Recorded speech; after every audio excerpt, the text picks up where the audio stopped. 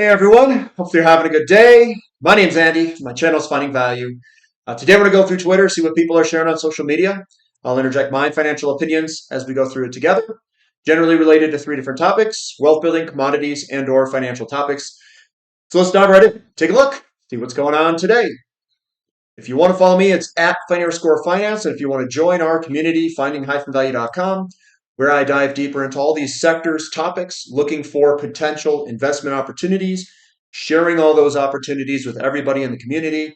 I share my opinions, my macro thoughts, and whatever questions that you guys have in the community, I try to answer them as best as I can. Special is a coupon code where you can sign up. On the monthly membership, you get a 50% discount on the first month only. It ends up being $25 for that first month. And you get a larger discount on the yearly membership. It's $100 off. It ends up being $500 for the entire year. Use that special coupon code, and you can always swap from the monthly to the yearly using that code to get some savings. Platinum Bull. We've got Platinum Bull. It says gold to silver ratio shows platinum is the lowest versus silver since the gold standard. It's a generational opportunity to buy platinum at these prices. Yes, I do agree. And we've taken full advantage of that on the website the past few years. And what he's referring to is the ratio between platinum and silver. It's squeezing into this corner here. So this is the ratio, platinum versus silver. When the ratio is high, platinum is expensive. When the ratio is low, platinum is cheap. So you want to buy silver if silver is cheap against other asset classes too, up here. And you want to buy platinum down here. Now, some people will say, well, Andy, silver's got that 45-year cup and handle pattern. Would you swap your silver into platinum? Well, the ratio would suggest so. But we also have that 45-year cup and handle that we just broke out. And usually when you break out of a pattern of that size, it generally runs a lot. So I'm not in the game of making a guess or predictions. I don't think that's the right way to play the markets. The way to play the markets, in my opinion, is to gain exposure to those things that have gigantic asymmetry. So we take in all of this information from the markets across the board, gold, silver, platinum, the financial assets versus hard assets. We've got oil that's just stupid cheap. We have to take in all that information and boil down to making decisions. How do I profit from this information? That doesn't mean that I try to guess which one's going to do the best. And I see a lot of people do that. A lot of people, what they do is they'll say, well, I think this one's going to do the best. And then they put all their money in one particular sector. And I don't think that's the way to do it. I just don't. What if you looked at everything? You see, what? There's like these 5 different opportunities. Opportunity A, B, C, D, E, and F, right? So there's these 5. Is that right? A, B, C, D, E. A, B, C, D, E is 5. I said F because I was like, wait a minute, that's 6. So we got A to E, whatever it is. If all of them have large asymmetry, like massive asymmetry, asymmetry means that you've got just massive upside potential, and really the downside risk, like platinum here, there isn't too much downside risk. Well, the question isn't how can I get uber rich and put all my money in one of them and just roll the dice and take my chances. I think a better one is, well, if all 5 are ridiculously good opportunities, what if I divvied up money between the 5 and I put enough in each of them where it could change my life forever? Well, that seems like a pretty good bet, because then you don't have to win on all 5. You could win on 1 or 2 or 3 and still change your life. Ding, ding, ding. You want to put in the minimal amount to get the maximum gain out of it, if that makes sense. So it's not about YOLOing into one sector and it's going to be a hit or miss where you can miss something if you know of all these opportunities and that they exist and you've got good entries. I just play the markets the way that I just described there. It's like, yes, there's an opportunity. How big is it? How does it compare to other opportunities? And then I line it up and allocate what I think is an appropriate amount. So yes, platinum's a great opportunity. And the opportunity in that circle there is when you were below the cost curve. There's literally zero downside there. And everyone else, a lot of people would tell me, it hasn't gone up in 14 years. That has no bearing on risk and reward. I mean, it's like throwing a random comment when you're like training or something. So like you're training to increase your deadlift or something, right? And then someone makes a random comment like, "Oh, yeah, your deadlift wasn't that great 2 years ago." It's like, what does 2 years ago have to do with anything? Maybe you increased your deadlift by 100 or 200 pounds between then and 2 years. Well, that's a big difference. It's the same thing in investing. Looking backwards in the rearview mirror isn't going to tell you everything about what's coming forward. So we invest for the future. We don't invest solely because of 14 years ago. I mean, so when I look at all this, it's the opportunity that it presents at this exact moment compared to the opportunities that exist at that exact moment. It's not Bo Jackson back in the 90s and 2000s versus today's athletes because Bo Jackson is now, older, but he was a hell of an athlete back then, no doubt. So coming down, it says the most important mental model for new investors. The most important mental model for new investors. Circle of competence, Mr. Market, margin of safety, and inversion. And I put margin of safety being the most important. It's more important than circle of competence because you could be competent in something and buy it at a bad valuation and still get smoked. I would say there's another, I think, mental model that's probably more important than all of these. And it's being able to think for yourself, irrespective of everything else. A lot of people are influenced by others. And margin of safety is just buying it when something's cheap. But if you're not influenced and you have your own opinions and you're going around buying all these undervalued assets, aka margin of safety, you can stick with it. Circle of competence just means that you think that you know a certain sector or group of things.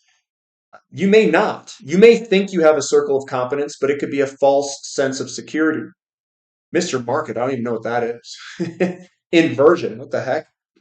So I would say being able to think for yourself, but being able to think correctly. And then margin of safety.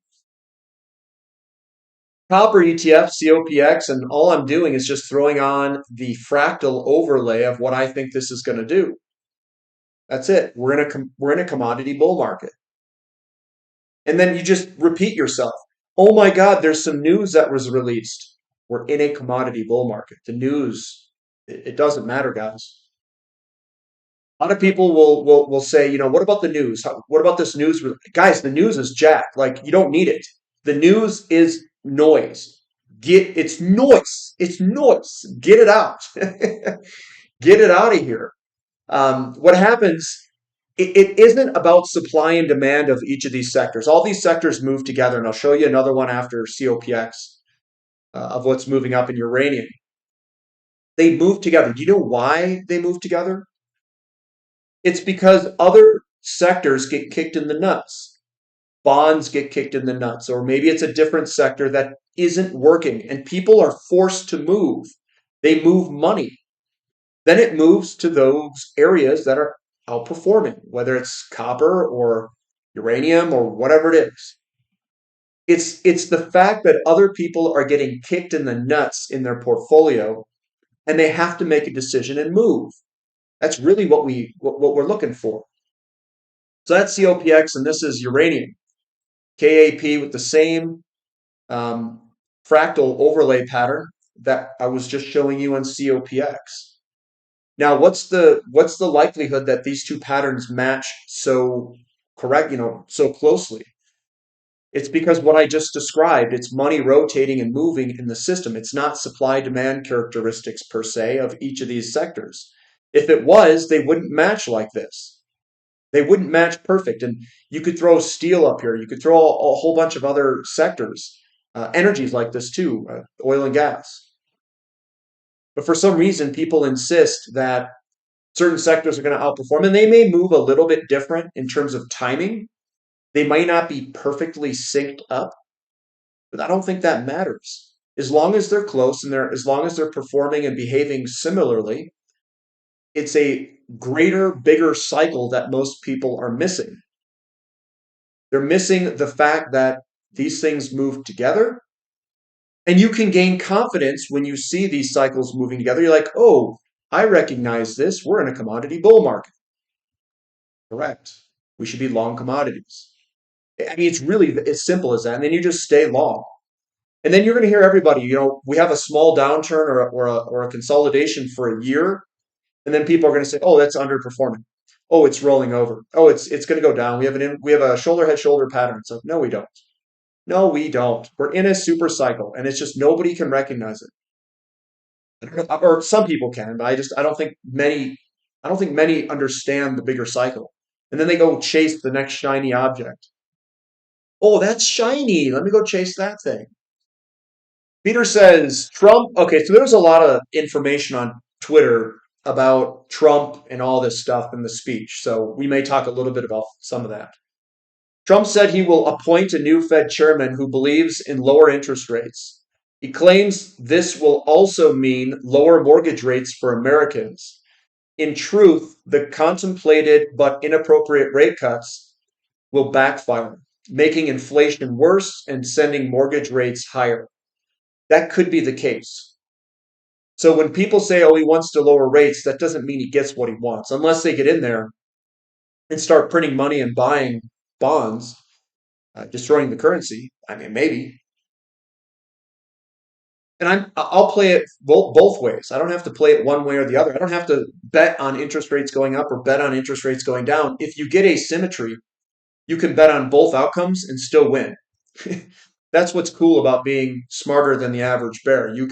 If you have a 10 to 1 or 20 to 1 upside potential, and you're risking, your one, so it's 20 times returns to one, you can bet on some going with an interest rate environment going up, and you can bet some on an interest rate going down and still win big because of asymmetry in your bets. Javier says global coal demand rose to a fresh all-time high in 25. The IEA said Tuesday in a report. Worse, the IEA also revised its historical consumption estimates higher. It now pegs 2025 demand at that amount, up 0.5% from 2024. It's not about the values. It's not about what they're saying that matters. This is what matters, in my opinion. It's the fact that they're wrong. It's the fact that their predictions and what they are trying to project is wrong. It's wrong about oil. It's wrong about natural gas. It's wrong about coal. It's wrong about fossil fuels. Basically, anything that these people write have been wrong. So why are people listening to them? I have no idea. I have absolutely no idea.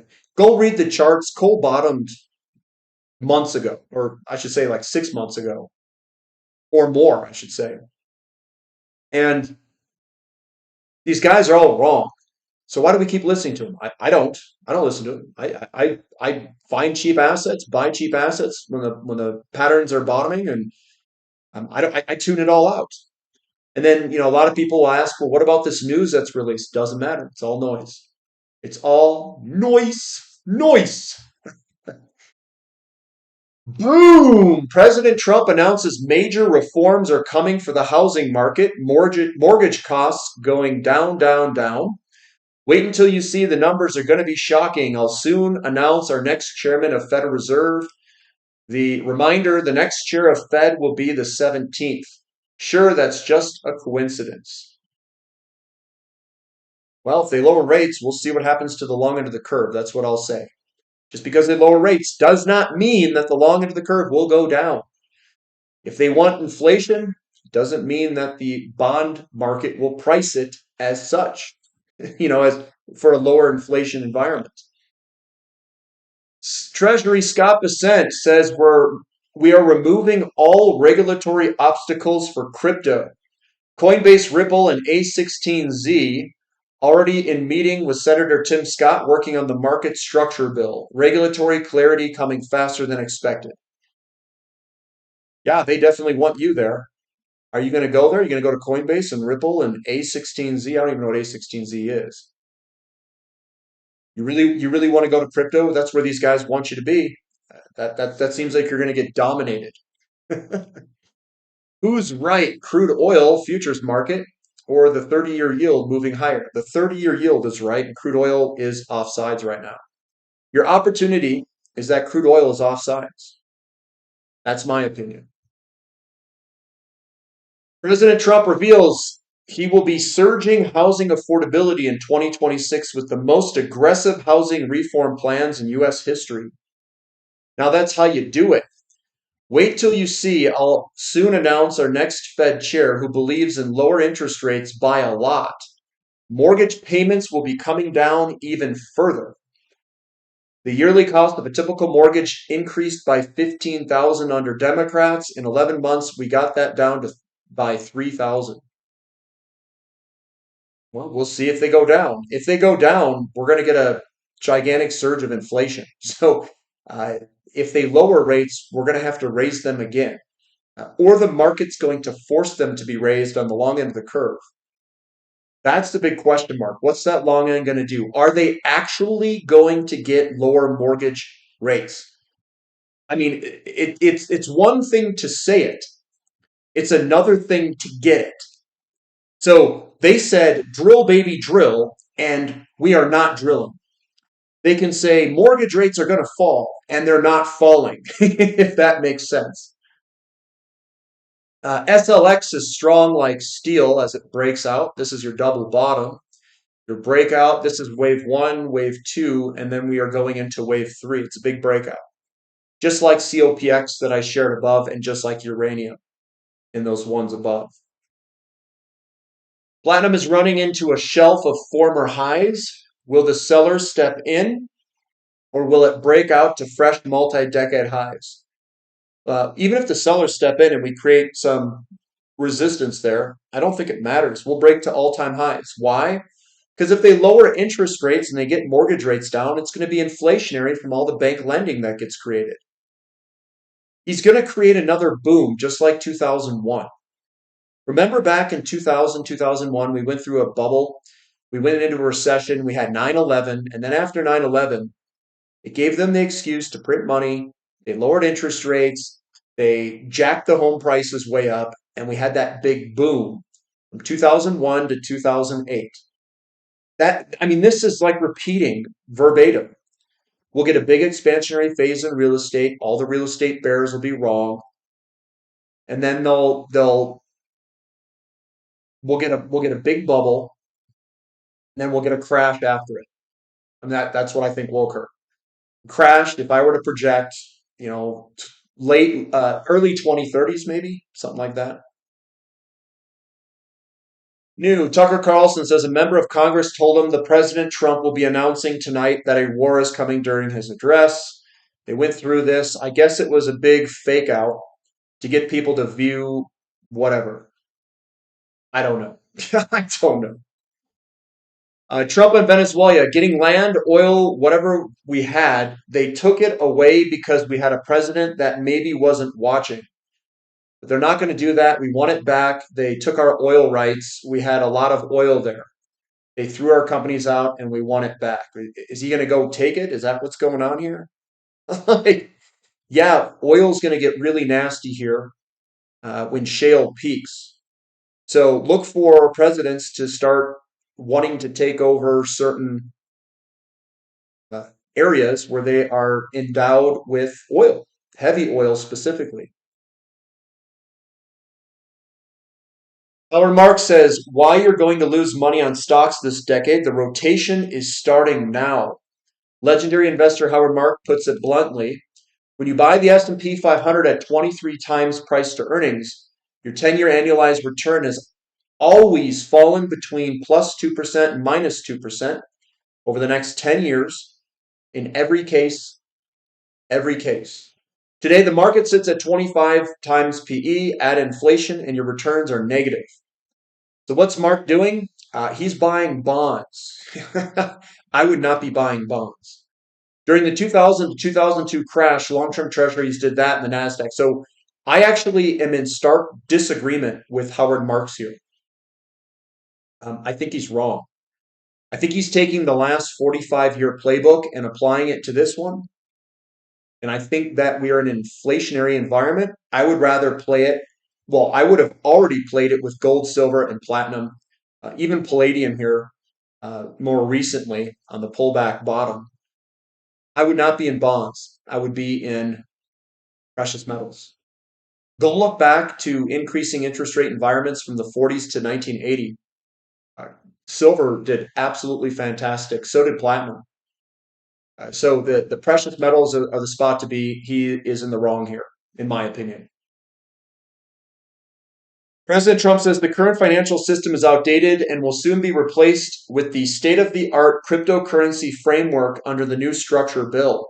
The entire financial system could go on-chain powered by crypto.